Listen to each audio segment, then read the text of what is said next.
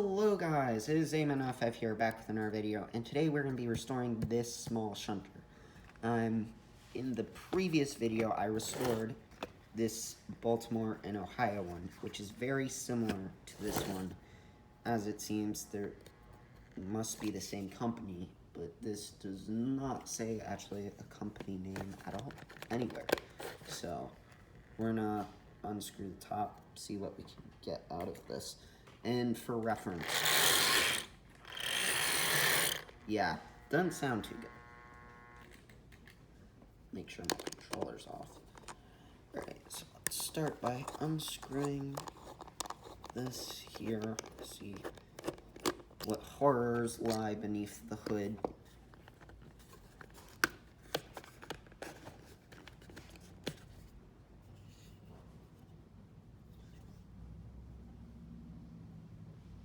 I will say this is actually pretty clean, and the light still works. So, taking a quick look at that commutator, it is black. So that's not good.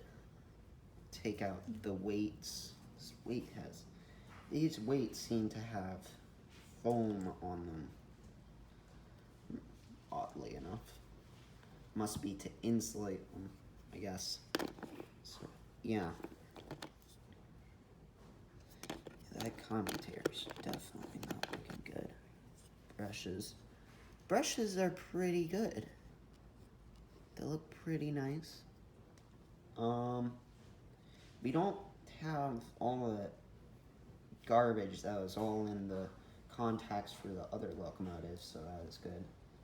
One thing I am going to say, though, is there's sticky stuff on the bottom of this locomotive. I don't like how that's... Yeah, I don't like that. That concerns me. Alright, so what I'm going to do is I'm going to put a Q-tip with a bit of isopropyl alcohol on it. A lot of people say you shouldn't use alcohol when cleaning off locomotives, but I've had better results with alcohol than some other cleaners. So right now what I'm doing is I'm rotating the brushes while having the Q-tip on the commutator, and the result, a lot of dirt and a much cleaner commutator. Yeah, the motor looks pretty good. So let's see how it runs now. Oh wow. That in of itself makes this really fire to life. This rearing to go now. Alright. Let's see what's on the bottom. What horrors lie below.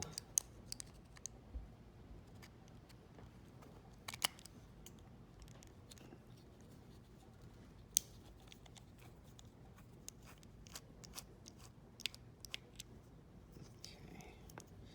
One screw.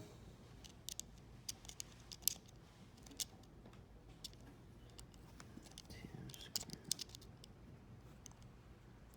Oh my gosh. These screws are much tighter than the other one. Actually, this must have been newer than the other one, because these haven't been, as it seems like, taken and unscrewed. This one seems almost as if it was never opened up and maintenance and had maintenance on it. This one's definitely in a lot better condition than the blue Baltimore and Ohio one, but they're both gorgeous looking logos. So, alright. First off, I'm going to take off these old horn couplers, because as y'all know, I use hook and loop. So, pop that off. I mean, looking at it, yeah, this oil is pretty good.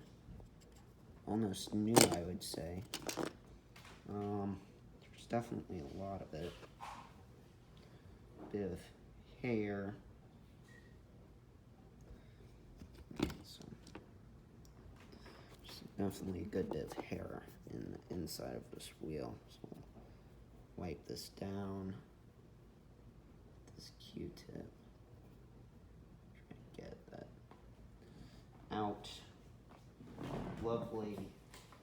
Lovely, lovely, lovely. See,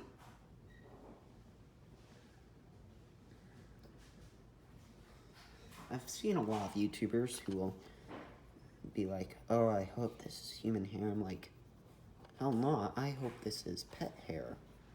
Because then at least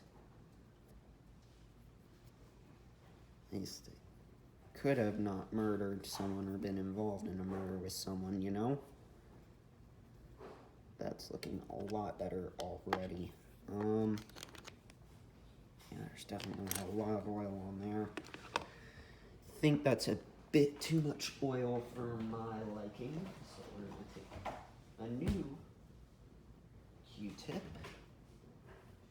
get a bit of IPA on it, just quickly go over, get a bit of that excess oil off, just so in the future it does not cause problems. There we go. And in getting excess off, I think there must have been some wear and tear on the wheels on this loco, because that's definitely not just old grease. The brushes look pretty, like the contacts look pretty good. Right now I'm just wiping them off. Sorry y'all can't see this. I'm sitting in an awkward position to show it to you. Also, I'm trying to make sure I get as much out as I possibly can. Yeah. Yeah, that's lovely. Alright, so now we will just take a bit more of our magic grease. It's actually the same grease I use for my RC cars, surprisingly. Just put that on the worm gear right there. And then put back in the wheel assembly, which I'm noticing more hair. Odd enough.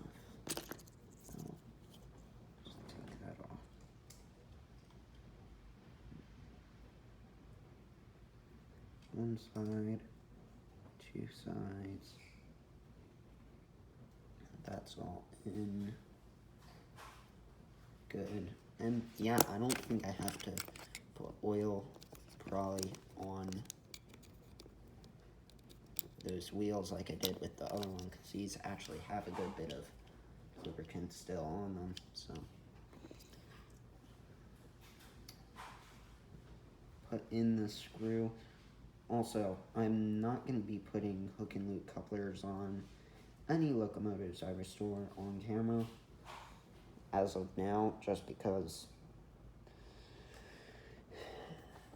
it's not really something that I would find it interesting unless I was a beginner and needed to know how.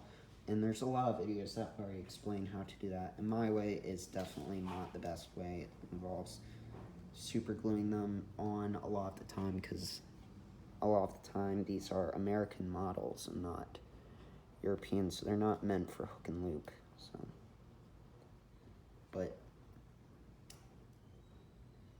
figured I would share that now, just so y'all are well aware.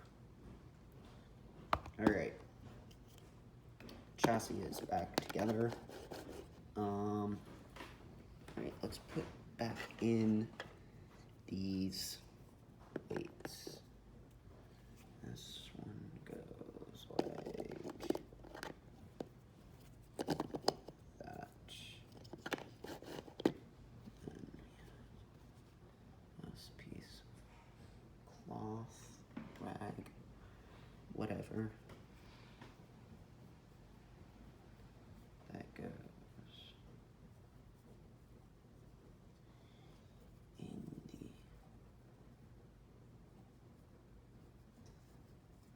the over the bottom of the big weight to isolate contacts.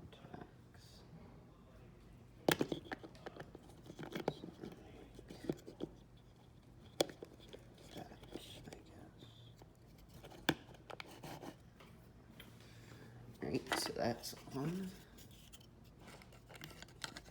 Just slot that one, put it in the screw, and we should be done.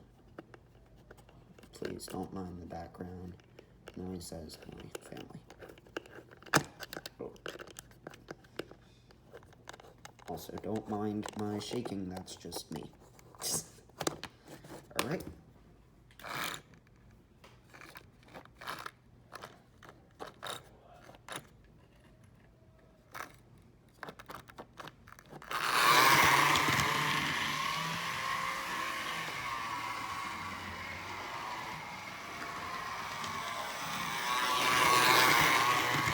Much like the other one, it's still very loud, but the more it runs, the quieter it seems to get. So, I'm gonna say it's a win. And we do have a light, so that's cool.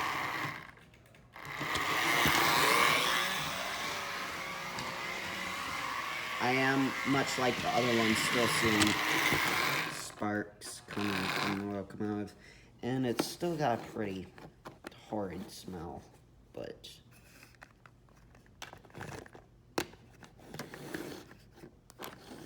in the end, both locomotives work.